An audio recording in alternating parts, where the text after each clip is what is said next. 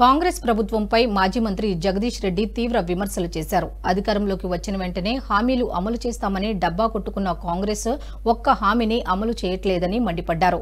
విద్యుత్ అధికారులపై నెపం పెట్టి కరెంటు కోతల నుంచి తప్పించుకోవాలని చూస్తున్నారని, రుణమాఫీపై వివరాలు అడిగితే గందరగోళానికి గురవుతున్నారని విమర్శించారు.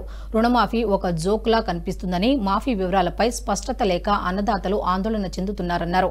వ్యవసాయం, సాగునీరుపై సీఎం సహా ఎవరికీ అవగాహన లేదని, మేడిగడ్డ వద్ద లక్షల క్యూసెక్ల నీరు సముద్రం పాలవుతున్నా ఎందుకు ఎత్తిపోయడం లేదని ప్రశ్నించారు. కాళేశ్వరం కాల్వకు నీటిని ఇవ్వకుండా రైతులను ఇబ్బందులు పెడుతున్నారని మండిపడ్డారు. పంట సాగుకు సిద్దమైన రైతులకు సాగునీరు అందించాలని, యాసంగిలో ఈసారి కూడా రైతులకు ఎండబెడితే తీవ్ర పరిణామాలు తప్పవని హెచ్చరించారు. ఆశపడి దున్నుకొని నాట్లు పెట్టుకుంటున్నారు, ఇతర విత్తనాలు కూడా వేసుకున్నారు. సరే, అదృష్టం కొద్దీ ప్రకృతి కరుణించింది, ఆ చేలు నిలబడ్డాయి.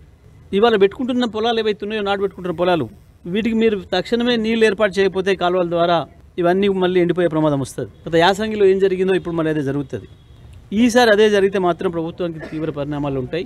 ఎట్టి పరిస్థితుల్లో కూడా నీళ్లు సూర్యాపేట జిల్లాకు నీళ్లు తీసుకురావాల్సిన అవసరం ఉంది. అది సూర్యాపేట కావచ్చు, పైన వరంగల్ కావచ్చు, కాకతీయ ఫేజ్ 2 మొత్తం అక్కడి నుంచి ఇక్కడికి టోటల్గా కూడా నీళ్ళు ఇచ్చే అవకాశం ఉండి కూడా ఈ చేతగాని ప్రభుత్వం, దద్దమ్మ ప్రభుత్వం రైతుల పట్ల కక్షపూరితంగా వ్యవహరిస్తూ నీళ్ళని తీసుకురావడం లేదు. మేము ప్రభుత్వాన్ని డిమాండ్ చేస్తూ ఉన్నాం, వెంటనే కాలువల ద్వారా నీళ్ళు తీసుకురండి. ఇక్కడ ఎక్కడ కూడా చెరువులలో ఒక చుక్క నీళ్ళు రాలేదు, వెంటనే మా చెరువులు నింపే ప్రయత్నం చేయండి.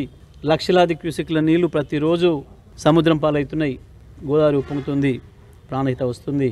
మీరు ఎక్కడి నుంచి తెస్తారు? మీరు ఇంతకాలం బుకాయించి ఆనాడు మేము మేడిగడ్డ నుంచి ఎత్తిపోసి ఎల్లంపల్లికి తెస్తే వృధా చేసిరని మాట్లాడినారు. కేసీఆర్ ఈ పాటికే నీళ్ళు ఇచ్చిండు, ఈ పాటికి అన్ని చెరువులు వరదలు వెళ్తున్నాయి, అలుగులు. ఈ వీడియో మీకు నచ్చినట్టయితే లైక్ చేయండి, 10 మందికి షేర్ చేయండి. అలాగే కామెంట్ల రూపంలో మీ అభిప్రాయాలను మాతో పంచుకోండి. Nationalist hub group of channels ను సబ్స్క్రైబ్ చేసుకుని తెలుగునాట జాతీయవాద జర్నలిజాన్ని ప్రోత్సహించండి. ఈ వీడియో కింద ఉన్న బెల్ ఐకాన్ పై క్లిక్ చేయడం మర్చిపోవద్దు.